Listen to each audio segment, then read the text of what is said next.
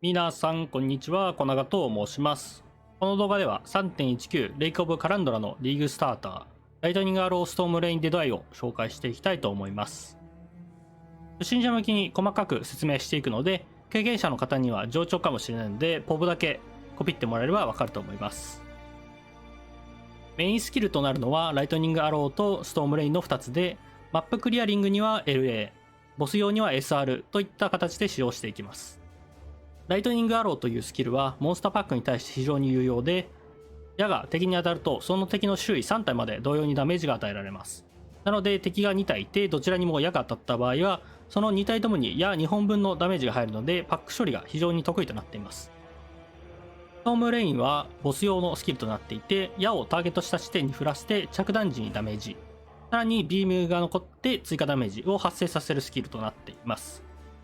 この2つのスキルに使っている重要なサポートジェムがトリニティで、発動条件としてはライトニングの一番下の値がファイヤーコールドの最大値を下回っていることです。例えばライトニングの最大ダメージが出た時にはファイヤーとコールドのレゾナンスゲージが溜まっていき、ライトニングの最低ダメージが出た時はファイヤーまたはコールドのどちらかが一番高いダメージ比率になるので、ファイヤーが最大の時はコールド、ライトニングのレゾナンスが溜まっていき、最終的に全てのレゾナンスが溜まってモアダメージであったりエレメンタルペネトレーションの効果が付与されます。プレイスタイルとしてはマップ周りが速くてボスもできる、だけどディフェンスは少し弱いという感じで、やられる前にやるグラスキャノン、ガラスの大砲と呼ばれるものをやっています。といっても最低限のディフェンスは備えていて 100% スペルサプレッションと高いイベージョン回避率となっているので、思ったよりも死にませんが、キャストオンデスポータルも採用している通り完全なソフトコアビルドとはなっているので、マイマップ突然死する覚悟はしておいてください。それでは POB を見ていきましょう。この POB はバジェットビルド、低予算ビルドとなっていて、Day1 であれば 200C、Day2、3であればだいたい半額になるとは思います。DPS はイントロでメイブンを倒したビルドとほぼ同じで、一応メイブンを倒した POB も概要欄に貼っておくので、嘘つきって思う人はそれを確認してみてください。はい。では、スキルの構成を見ていきたいと思います。シックスリンクのメインのストームレインはこんな感じで、ライトニングアローはこのような形になっています。で、これ、ウェポンスワップ、ウェポン1、ウェポンスワップってなってるんですが、基本的には、武器をスワップして戦った方が、マッピングボススムーズにいけて楽かなと思っていて、この後ね装備構成の時に紹介するんですが、強い武器にはライトニングアローをつけてもらって、弱い武器にはストームレインの方をつけてもらうとマッピング非常に楽になるかなと思います。ストームレインに関しては、弱い武器でもダメージが出るので、そこまで強い棒は使わなくてもいいかなといった印象です。ボディアーマーは5リンクか6リンクで、ストームレインフォーカスバリスタ、バリスタトーテムでバリスタを立てて戦うという形ですね。これなんでトリニティが刺さってないかっていうと、トリニティサポートはトーテムをサポートできないので、メインの6リンクとは違ってバリスタには使ってません。カースはスナイパーズマーク、マークオンヒットで、キャストオンですとポータルですね。これは必須なので準備してもらえればいいかなと思います。でソケット4ソケットですね。これはリンクされてる必要はないので、オーラを4つ挿してもらえばいいかなと思います。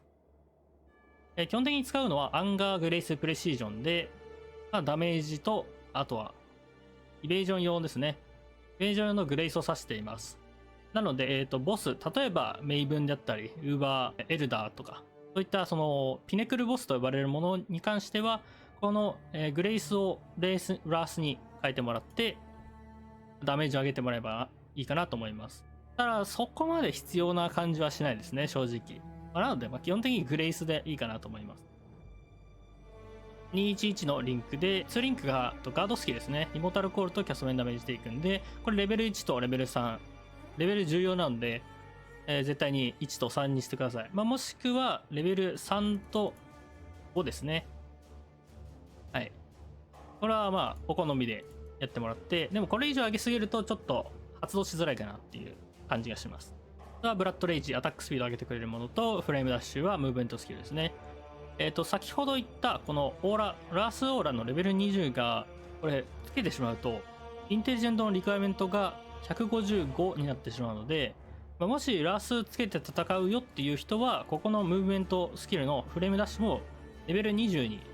てもらっても大丈夫です。ただ、ラースあんま使わないよって人は、フレームダッシュ12にしとくのがおすすめです。なので、インテリジェンスが111ってちょっと低いんでね、ここで止めておくのはいいかなと思います。スキルの構成はこのような形です。はい、次にツリーを見ていきましょう。まあ、基本的にそんな変わったものはないですね。ダメージ、エレメンタルダメージ、クリティカル、ボウスキル。で、ここ、クローノードと、あとは、ダガーノードを取ってるんですが、このライオンアイズフォールのユニークジュエルが別のウェポンタイプ、メレーのウェポンタイプのモディファイアを棒のモディファイアに変えるっていう効果があって、これ、ダガー、黒って書いてあるんですけど、実際はこれ、棒ってゲーム内では棒、with 坊主になってると思うんで、問題ないと思います。これ非常に強力なスキルツールなのでね、絶対取ってほしいですね。アセンダンシーは、ギャザリングウィンド、フォーカルポイント、で、ファーショット、エンドレスミニッションとなっています。ファーショット、なんでファーショットリコシェじゃなくてなんでファーショットなんだと思う方はいるかもしれないんですが、基本的にこのプレイスタイルとして遠くから撃つっていうのを考えていて、例えばこのボウマスタリでクリティカルストライクが飛距離に応じて上がる 100% まで上がるというのを取っていますし、まあ後のラージクラスターとかにも関わってくるんですけど、そこでもまたこれと同じようなノータブルを取っているので、基本的には離れて戦うというのが基本戦略かなと思っています。はい、っていうのがミディアムクラスターのスキルツリーとなっています。で、これもう一つね、ラージクラスター付け加えたやつがあるんですが、これ先ほどのファーショットと関係してくるんですけど、このアーキングショットですね。これが 100% インクリスクリティカルチャンスと 50% インクリスダメージがゲットできるので非常に強力になっていて、そうですね。あとはフィエルザファイト、リーチマナリーチですね。獲得できるので、先ほどここポイント取っていたんですが、ラージクラスターを採用することによって、より強力なマナリーチと、あとダメージ、アタックスピードを獲得できるようになっています。これ3ノータブルなんですが、後で話すと思うんですが、アタックリフォージのハーベストで簡単にできると思うので、とりあえずマップ入ってからちょっとお金貯めて、5C ぐらいで買えると思うんですが、このラージクラスター買ってもらって、ハーベストでクラフトして、完成したらこのツリーに変更してもらうのがいいかなと思います。レベリングのスキルツリーに関しては、後々出すので、それ見たいって方はそこまでスキップしてもらえばいいかなと思います。それではアイテムいってみましょう。アイテムは基本的に名前にクラフト方法であったり必要な情報は載っているので、見てもらえばわかると思うんですが、一応説明しておきます。インペリアルボウのこの6リングのインペリアルボウの取得方法としては、ディビネーションカードが、これ有名なディビネーションカードがあるので、これを買ってもらえればいいかなと思います。このディビネーションカード、だいたい初日で 80C から 90C ぐらいするんですが、その後にはもう半額 40C とかになると思うので、1日目別にゲットする必要はないかなとは思っています。ただ、早くアトラスを進めたいっていう方にはおすすめです。作り方はラースエッセンス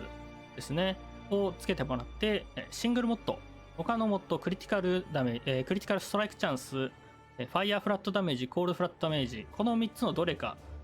とラースエッセンスのモッドですねがついていれば問題ないです。それプラスでクラフトとしては、フラットダメージがついた場合はクリティカルチャンスを、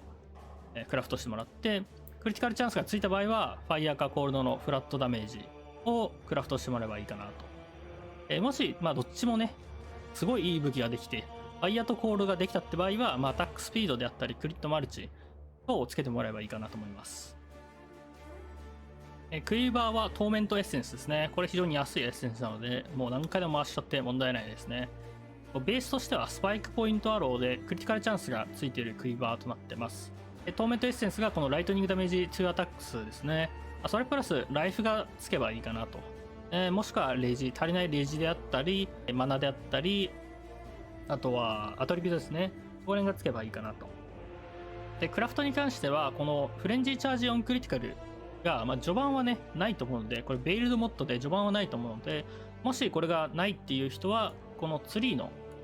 ここですね、マークマスタリーを変えてもらって、10% チャンスとゲインフレンジーチャージ。これに変えてもらえればいいかなと思います。それまでは、グローバルクリティカルチャンスであったり、クリティカルマルチプライヤーはついたかなちょっとわかんないですけど、とか、必要なね、ものを適当にクラフトしてもらえばいいかなと思います。もちろん、フラットダメージも問題ないです。ヘルメットはローシングエッセンス、マナリザベーションエフィシェンシーがもらえるエッセンスですね。それプラスライフ。で、ここでは、サプレスのチャンスをゲットしてるんですけど、実際ここのヘルメットについてる必要はなくて、例えばブーツであったり、このグラブの方にスペルサプレッションを分散させても、これヘルメットになくても問題ないです。というのも、このローシングエッセンス、アナリザベーションマスタリーが消えたことによって、おそらく高くなるんじゃないかなということが予想されるので、あんまりスパムしたくない。ということで、自分で、とりあえずね、ファームした分だけ使って、ライフがつけば OK。で、レジとかアトリビュートがつけば万々歳みたいな、そんな感じでいけばいいかなと思います。ボディアーマーにはヒリスアイヤーを採用してます。これはね、フラットコールドダメージと、あとは高いイベージョンで 30% のチャンスとサプレス。これがね、非常に強力で、ライフが積めないのは難点なんですが、今回のパッチで、このサプレススペルダメージのチャンスが相当ナーフ食らったので、このボディアーマー使うと、ギアリングが非常に楽。それプラスでこのコールドダメージですね、フラットコールドが非常に強力なので、これは使いたいユニークとなってます。序盤の方はヒリスアイヤーではなくて、タビュラを買ってもらって、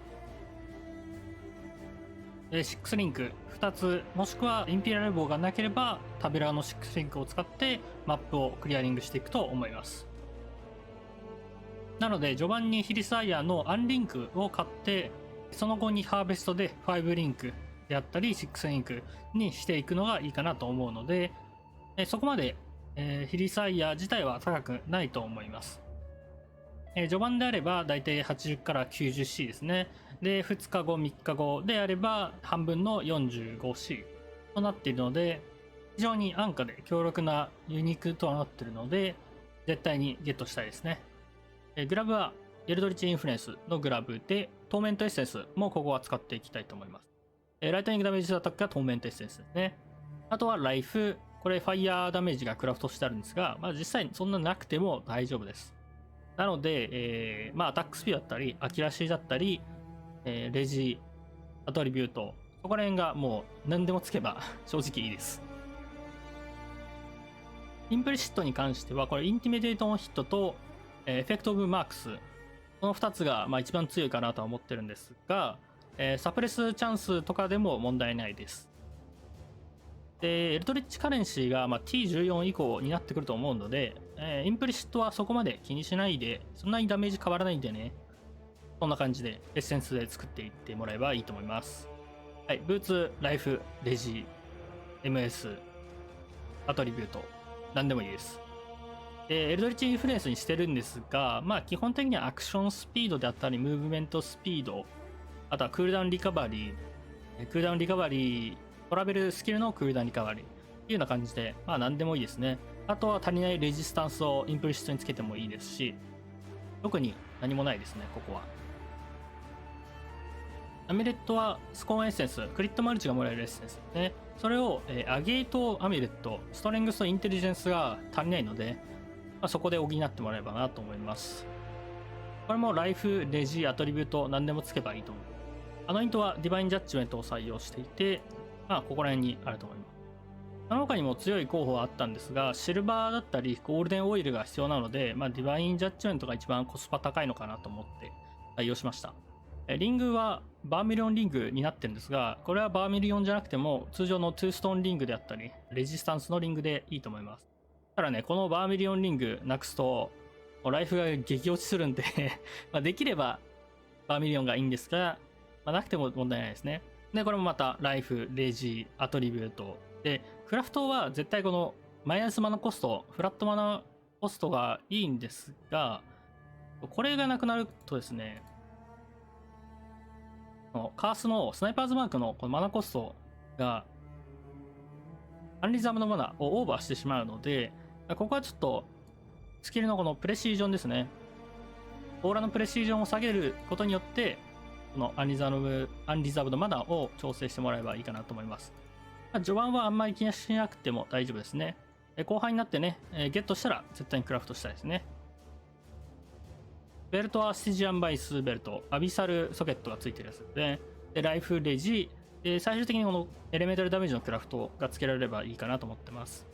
これが最初ないと思うので、適当にストレングスのね、ヘビーベルトであったり、ライフのレザーベルトを使ってればいいかなと思います。アイジュエルはサーチングアイで、ボウアタックのロールがするので、サーチングアイを使ってますね。これはライフと、フラットダメージがつけばいいかなといった感じで、特になくてもダメージに関してはそこまで変わらないですね。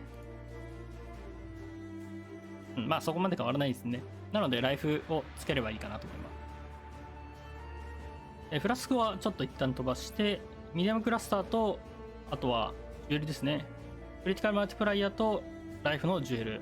で、これはハーベスのライフクリットライトニングリフォージを使って作ってもらえば、なんだかんだ言ってできると思います。ミディアムクラスターはオルトスパム、オルタレーションで、日本語だと改変ノーブですかね。を使って作成していければいいと思います。で、アイ・オブ・ザ・ストームとストームライダーが最高なんですが、ストームライダーがあればとりあえずいいかなと思っていて、でもストームライダーがこのパワーチャージをゲットするためのクラスターになってるので、これ、パワーチャージ抜くと、ね、10% ぐらいクリチャンが落ちるのでね、これは必須かなと思ってます。で、先ほど、説明したライアン・アイズ・フォール。これはだいたい 10C ぐらいですかね、になってるので、そんな高くないです。なので、アクト終わって、レベル75以内にはですね、絶対ゲットしたいですね。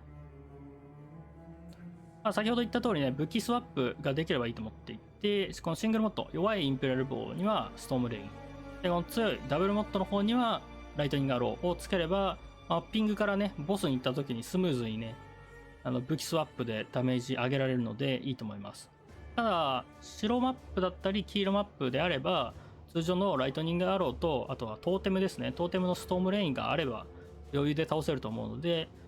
序盤はあんまり必要ないですね。お金が貯まったら2本目を買って作るといった形で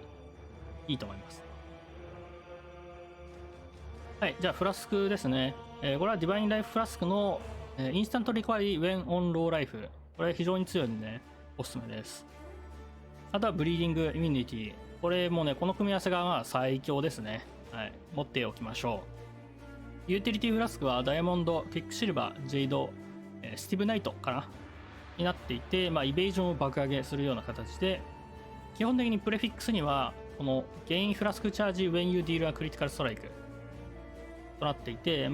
ボス戦でもフラスクチャージがゲットできるような感じになっています。アフィックスはクリティカルチャンスにイベージョン、アタックスピード、リデュースエフェクトオブカース。これは、エフェクトオブカースはですね、パンテの後々説明するんですが、30% リデュースエフェクトオブカースがあるので、最大で 95% カースの効果が下げられるので、マッピングでね、エレメンタルウィークネスだったり、テンポラルチェイン、エンフィブル等がついた場合でもね、あんまり気にせずに回れるかなと思うので、これ、組み合わせはね、何でもいいので、できるだけゲットしてもらいたいですね。このフラスクチャージ、When you deal a critical strike も、ボス戦に行かないとあんまり効果はないので、最初はあんまり気にせずに、このサフィックスの効果を狙っていけばいいと思います。はい、以上が LASR デッドアイバジェットの POB の紹介でした。次は、さらにインベスト、投資した POB を見ていきましょう。スキル構成の変更点は、アウェイクンドエレメンタルダメージウィズアタックスと、あとはストームレインがアノマラス、ミラージャーチャもアノマラス。これですね、この辺のクオリティですね。ストームレインのアノマラスはビームフリクエンシーと、ミラージャーチャはアディショナルアロー、アディショナルプロジェクタイルですね。といったものが追加されてますので、多少ね、通常の GM よりは高くなってると思います。で、6リンクはあまり変わらずに、アノマラスが追加で。大きな変更点として4リンクのオーラに対応しているところですね。アンガー、ラース、グレイスで、先ほどはプレシージョンがあったんですが、そこはなくなって、エンライトンレベル4、これちょっと高いんですが追加されて、攻撃のオーラとディフェンスのオーラ、これがどちらも一緒に使えるようになっています。なんでね、常にこのイベージョンは4万あるっていう状態ですね。これのリンクは変わらないですね。スナイパードラッグレベル21で、マークオンヒット、これマナの関係でアノマラスリデュースマナコストがついているようなマークオンヒットになってます。はい、以上からスキルの変更になります。ツリーはこのような形で、2ラージクラスターの3ミディアムクラスターですね。前の POB ではライオンアイズフォールを使ってここら辺のノードを取ってたんですが、今回はね、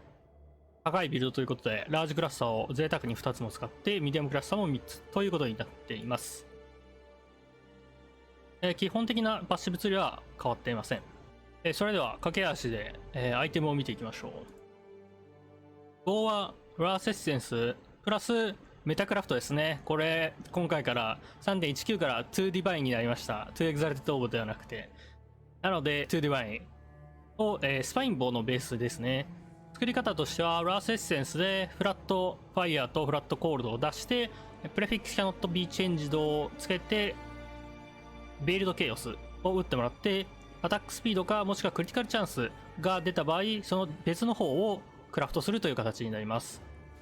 クオリティはエレメンタルダメージをつけてもらって、アタックスピードはねあんまりつけてもダメージが伸びないので、エレメンタルダメージがクオリティとしてはいいのかなと思います。フィーバーはクリティカルマルチ、ライフ、ボーアタックスファイアーアディショナルアロー、それと、先ほども言ったフレンチチャージオンクリティカルですね。これがついたものが望ましいかなと思います。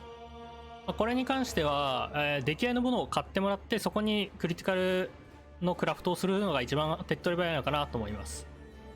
一応作り方としてはアタックリフォージ、ハーベストのアタックリフォージですね、クリティカルマルチプライヤーとボーファイヤーはアタックのタグがついてるので、それで回してもらえるとこのようなものができるかなと思うので、それでも問題ないですね。ヘルメットはブリザードクラウンを使っていて、作り方はほとんど前回のと一緒ですね。ただここ注意しなきゃいけないのが、このブリザードクラウン非常にいろいろなエレメンタルビルドで使われているので、例えばライトニングストライクであったり、最近出たパスオブマスの EOW アイオブウィンターマイナーインクジターですね、なんかねもう使われていたので、なかなかちょっとお高くなってしまうのかなっていうのは印象です。でもこれは投資なんでね、絶対に欲しいヘルメットになっています。キリスアイヤーは変わらず、これは非常に強力ですね。でグラブはちょっと一回後回しにしたいと思います。ブーツは変わらずライフ、デジ、ムーブメントスピード、アトリビュートであったり、変更点はエンチャントがついたことですね。1から160のライトニングダメージを、もしキルしてなければ与えるというもので、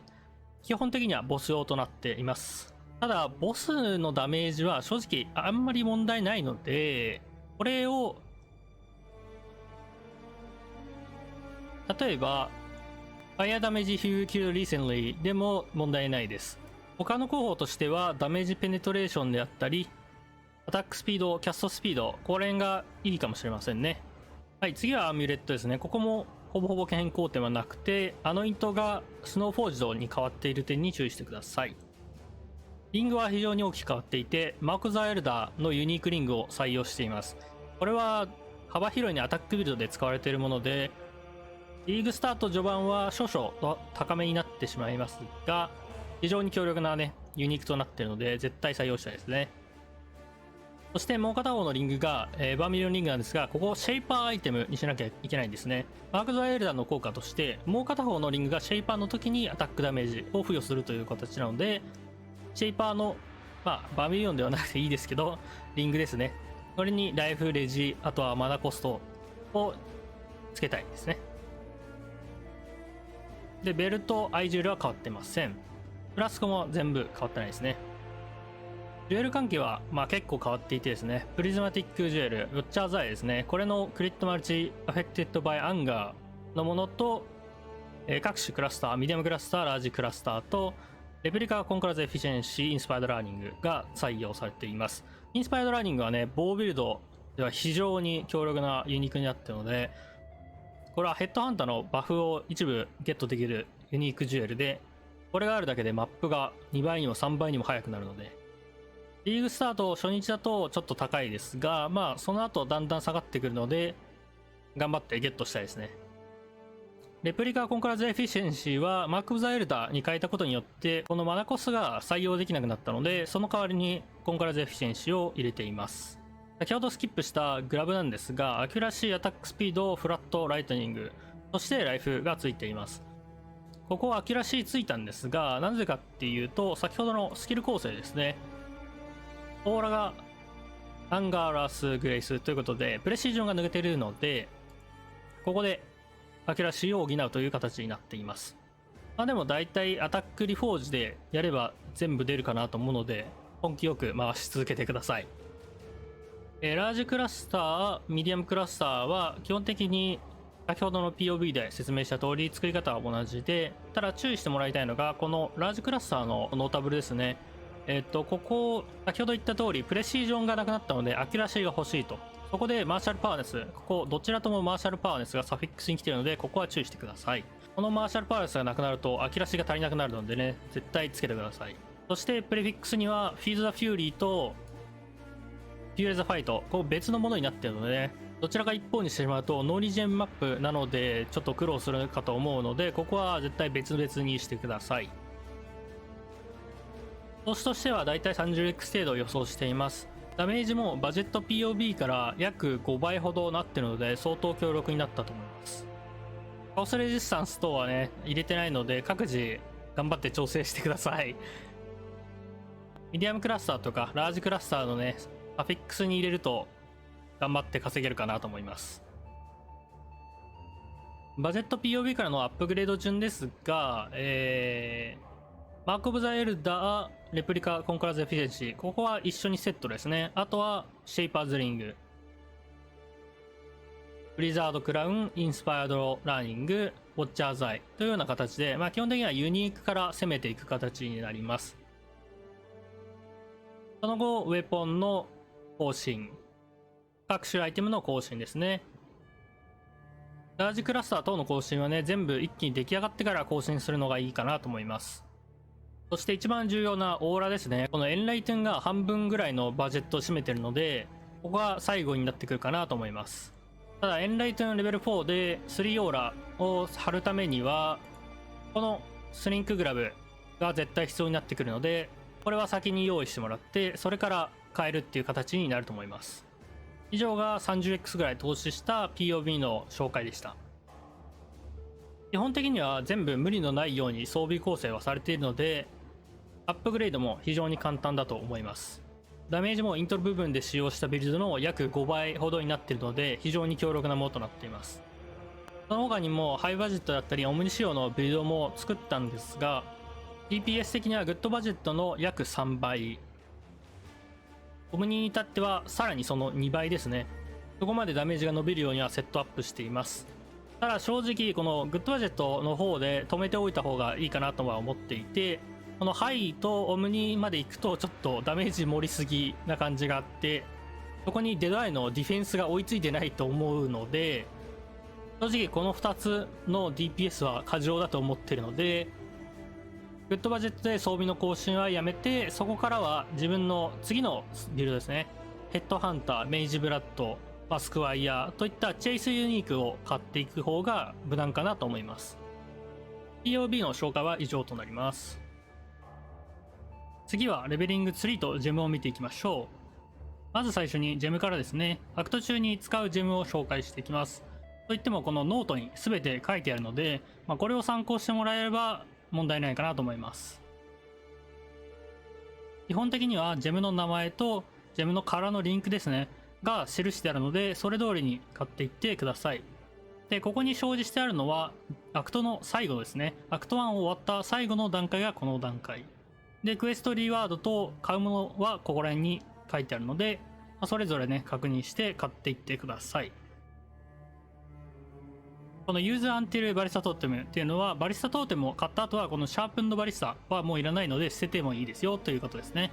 捨てるんじゃなくてベンダーですね。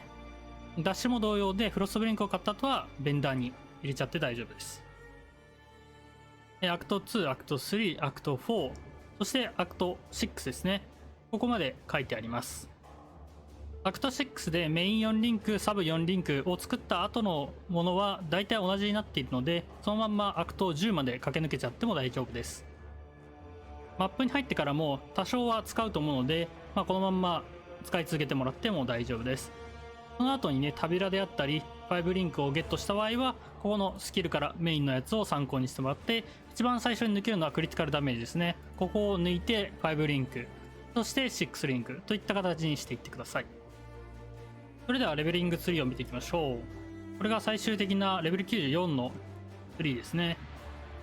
レベリングツリーはそれぞれアクト1から3、4から7、8から10、そしてレベル75でライオンアイズジュエルを使用したツリーですね。そこまでがレベリングツリーとなっています。アクト1から3はこんな感じで、基本的にはラビリンス1、ラビリンス2、ラビリンス3というような形で区切っています。なので1から3終わった後に、ここギャザリングウィンドですね。これ最初に取ってもらって、アクトの道中を早めていければなと思います。簡単に1からやっていくと、まずはこう取っていって、フロストブリンクのためのインテリジェンスを最初に取り、ライフ、ダメージ、ダメージ、これライフですね。ダメージ、ダメージ。そしてこっちに行って、さらにダメージ。ここでブリンクアローのマスタリですね。100% インクリースザクールダウンリカバリーレート。これがあることによって、アクト中非常に速くなるのでおすすめです。その後、ここでアキラシを取って、オンスロートを取って、だいたいアクト1から3のツリーはこんな感じになります。アクト4から7はこのような形になっていて、プリサイステクニックを使っているので、ここでアキラシーレーティングパワーグリーンソケット、これを取っています。基本的には上から下に取っていくような形で取っていけばいいかなと思います。そして2つ目のラビリンスはフォーカルポイントですね。次はアクト8から10ですね。がだいたいこのような形になっています。さっきまではここまで取ったんですが、ここの上の方を取って、これマナリザベーションエフィシエンシーを取ったので、ここら辺でグレイスも使うような形になっていると思います。で、アキュラシー、アタックスピード、アタックスピードダメージ、ライフといった形で、3つ目はリコシェイを取っています。これ先ほど見た POB では最終段階はパワーショット NS ミニッションだったんですが、マップ段階でね、リコシェイ非常に有用なので、こちらを採用しています。なので、後々、ちょっとこれリスペックしてもらって、ファーショット、エンデルスミニッションを取るというような形になっています。アクトが終わったらですね、このレベル75 with ライオンアイズジュエル、これを参考にしてもらって、パッシブツリーを作っていってもらいたいと思います。ここら辺のノードはね、すべてリグレットで回収してもらって、このリコシェイもリグレットで回収しているという形ですね。だいたい20ぐらいのリグレットが必要になると思います。アクト中で6から9ぐらいですかね、リグレットがフリーでもらえるので、それを活用してね、あとの10は貯めるなりして、もしくは買うなりして使っていただければなと思います。このレベリングツリーのいいところは、アクト1から3、4から7といったところで、エレメンタルレジスタンスを非常に多く取っていることが挙げられます。ここで 8%、ここで14、4、18%、26% ですね。さらにはアクト4から7の段階で、ここで 15% エレメンタルレジスタンスを取っているので、合計で 41% オールエレメンタルレジスタンスを獲得していることになります。アクト5以降はマイナス30レジスタンスされるので、これ込みでもプラスのエレメンタルレジスタンスになっています。次にバンディットとパンテオンの紹介をします。基本的にはアリラかエラミールですね。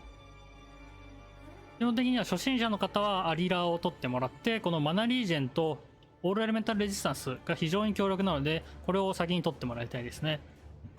特にオールエレメンタルレジスタンスは先ほどの 41% でしたかね。それと合わせて 56% も何もギアをつけずに取れるので非常に強力です。